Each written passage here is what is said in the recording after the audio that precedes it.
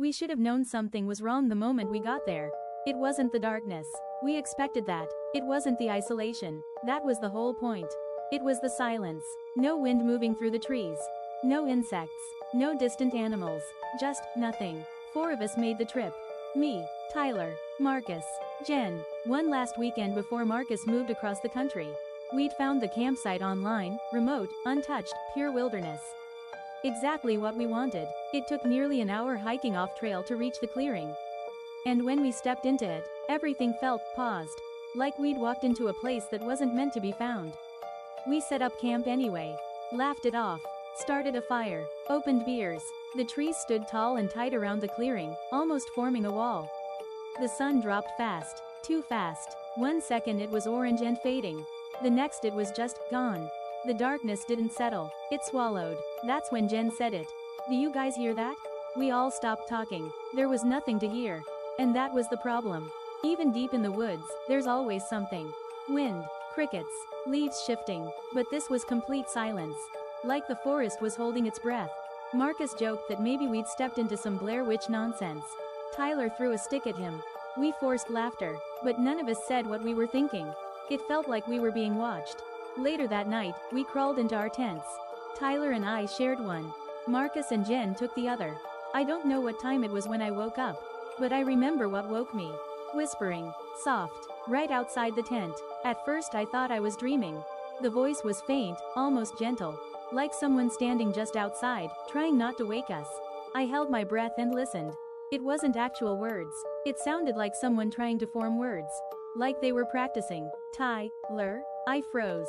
The voice was wrong. Not deep. Not high. Just hollow. I slowly turned my head toward Tyler. His eyes were already open. He heard it too. The whisper came again. Marcus. Then. Scratch. Long. Slow. Deliberate. Something dragged across the side of the tent. The fabric dipped inward slightly. Tyler grabbed the flashlight with shaking hands and flicked it on. The whispering stopped instantly. The scratching stopped. Silence again. Marcus's voice called from the other tent. You guys messing around? No, Tyler said. We unzipped the tent just a few inches. The beam of light cut through the trees. Nothing. No movement. No animals. No wind. But the forest somehow looked tighter.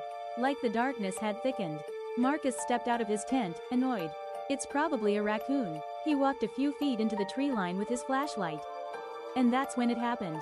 We heard branches snap. Then Marcus screamed. Not a yell. Not a prank. A scream that tore out of him mid-breath. And then, cut off. Tyler bolted out of the tent. I followed. Marcus's flashlight was on the ground, still on. The beam pointed at nothing. Marcus was gone. No blood. No drag marks. No signs of a struggle. Just empty woods. Jen started calling his name. Her voice cracked after the 3rd time.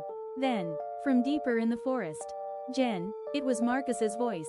Perfectly his voice. But the tone was flat. Emotionless. Like an imitation. Jen stepped forward instinctively. Tyler grabbed her arm hard. That's not him. The voice came again. Closer. Tyler. Now it sounded distorted. Like 2 voices layered over each other.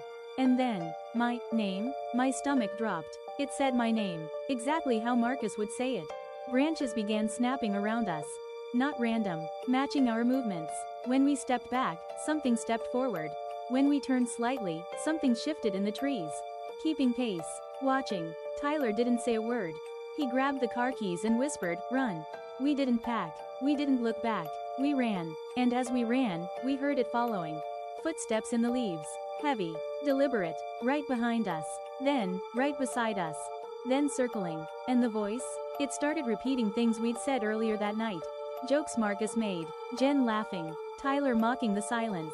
Perfectly mimicked. It wasn't just copying names. It was copying us. We burst into the clearing where we'd left the car.